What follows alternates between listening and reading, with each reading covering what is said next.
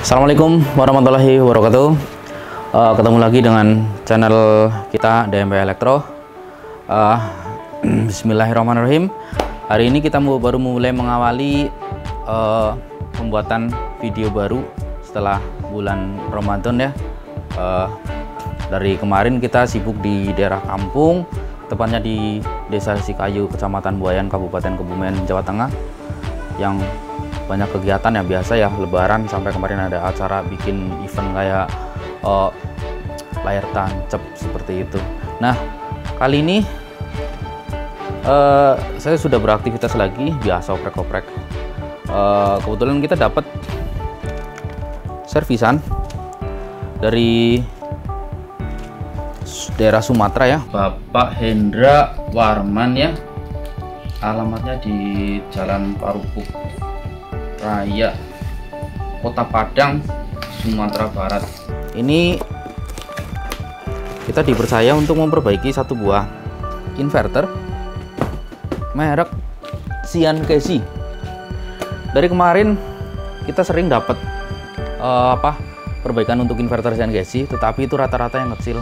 Nah, untuk kali ini kebetulan saya dapat inverter perbaikan inverter Sian-Kesi, tapi tipe yang besar, yaitu Sian-Kesi, bacanya gimana ya, Sian-Kesi ya, mungkin ya, Sian-Kesi YZ 4200Q ya. Nah, ini 4200 mungkin daya puncaknya. Realitasnya ya, kalau untuk ukuran inverter sebesar ini ya paling sekitar 2000-an seperti itu. Nah, kata Bapak Hendrawan yang punya ya, Bapak Hendra Warman, ini di sana sudah dicoba untuk diperbaiki, akan tetapi mungkin karena terkendala spare part dan kelengkapan alat mungkin ya, jadi selebihnya kita dipercaya untuk melanjutkan perbaikannya. Terima kasih Bapak Hendra ya, Bapak Hendra. Oke, itu dia teman-teman, lanjut kita ke pembongkaran dan seperti apa inverternya. Let's go, stay tune terus di channel kami. Ini dia inverternya, akan saya coba di depan dulu. Ini ada tegangan 24,6 volt, saya pakai adaptor disable. Coba shotkan ya, 5 ampere. Saya coba hidupkan. Waduh, short, di dalamnya short ya, langsung turun ke 1 volt, harus naik. Dalamnya short. Oke, langsung bongkar.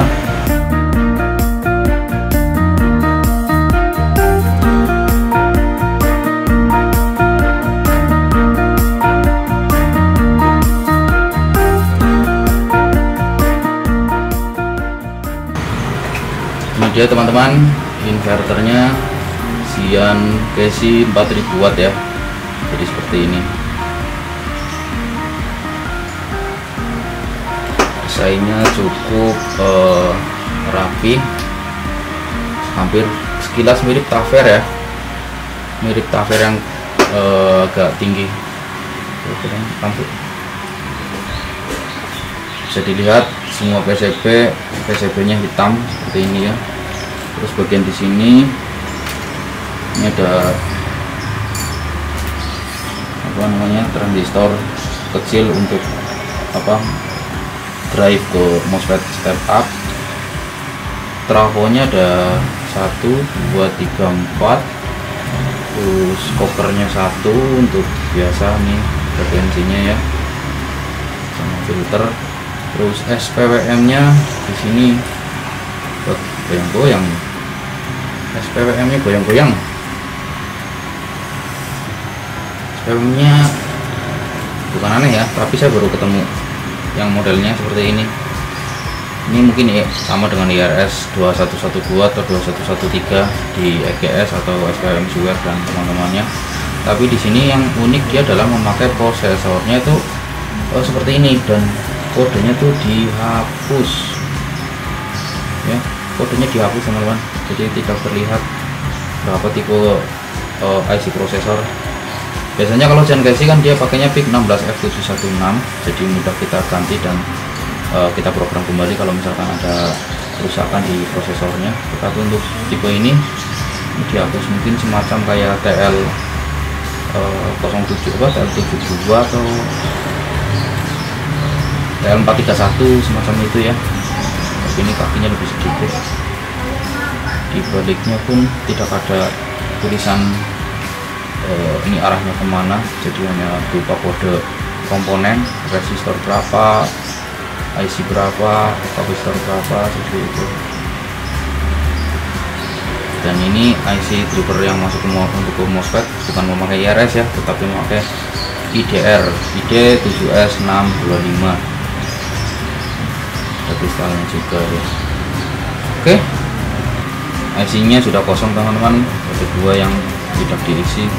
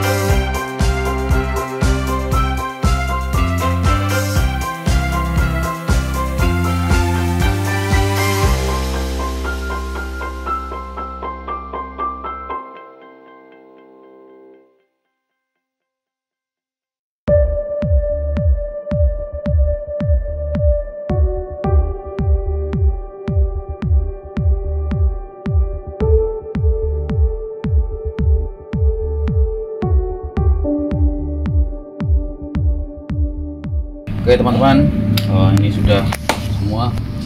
Jadi MOSFET ini keempatnya diganti, terus SPWM juga kerusak, lumayan parah ini rusaknya. Terus resistor yang kecil-kecil ini juga diganti semua. Terus MOSFET yang ini juga satu baris diganti semua. Terus kita tinggal pengetesan ya, coba.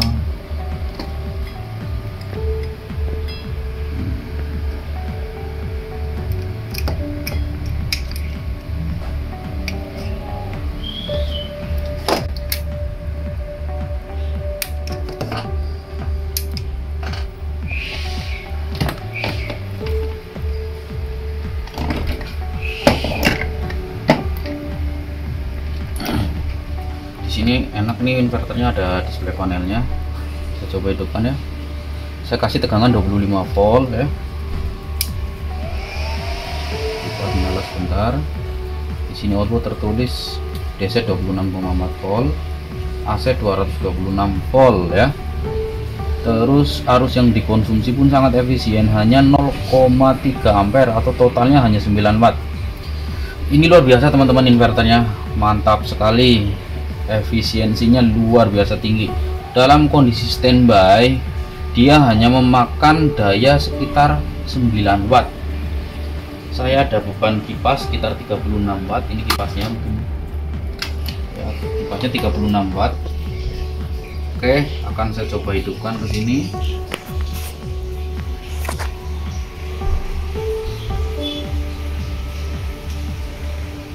Di sini tertulis kipas ya, kipas dayanya 20 watt malah ya, padahal ini 36 watt. Di sini tertulis 20 watt dan arus di sini hanya 54 watt ya, 54 watt. Daya kipas itu 36 watt, yang artinya sisanya untuk standby si inverter ini. Ini cakep sekali, bisa jadi rekomen lah. Cuman ya ada minusnya inverter ini. Untuk SPWM nya tadi kita udah perbaiki ya, dan itu tidak ada komperan, yang artinya kalau misalkan SPWM nya rusak fatal ke prosesornya, misalkan mungkin agak kesulitan untuk memperbaiki atau mungkin mencari komperan yang kakinya pas, pinnya pas, itu memang agak susah. Oke, mantap. 226 volt 20 watt. Saya cabut, kembali ke 0. Sekarang saya akan coba cek memakai multitester.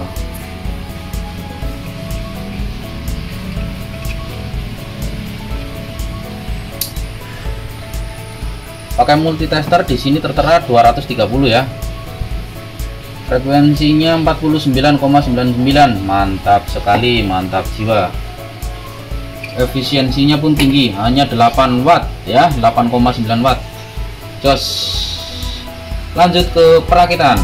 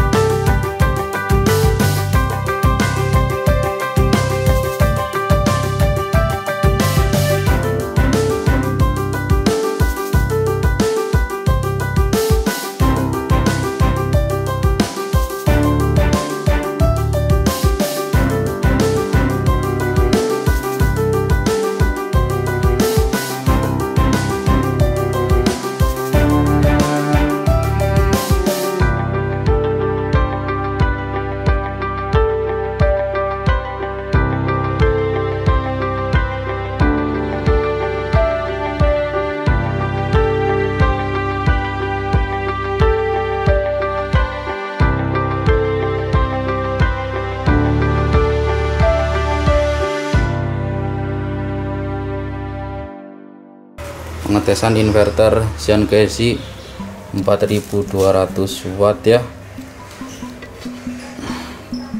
Di sini saya ada tang ampere. Sekarang angkanya tang ampernya 0,7 0,6 ya. Oke, akan saya coba hidupkan. Tang ampernya ini saya jepit di situ. Nah, ini kabelnya ke sini, akan saya coba hidupkan. Di kamera agak susah guys, karena dia melawan ini. Oke lah, yang penting begitu dihidupkan harus naik menjadi 1,3. Yang tadi coba saya matikan kembali ke 0,5. Begitu dihidupkan naik menjadi 1,3, yang artinya 1,1 malah ya, berarti 0,6 ampere ya. 0,6 ampere. Nah, ini kabel saya tarik.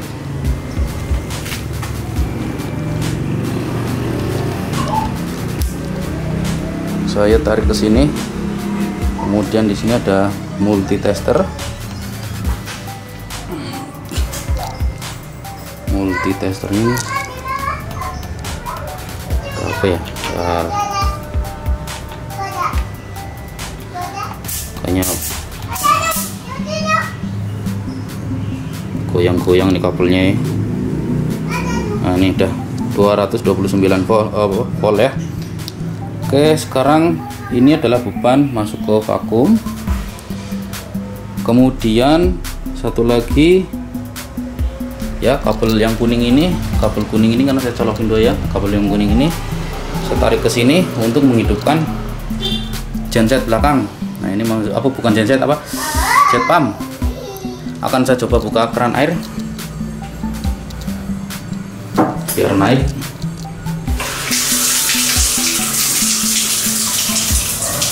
Ini juga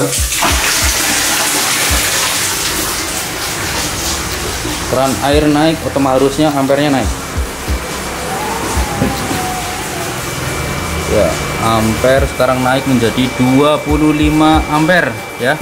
Berarti ini jet pump saya adalah 25 ampere kali 24 volt. Hitung sendiri. Oke, tolong.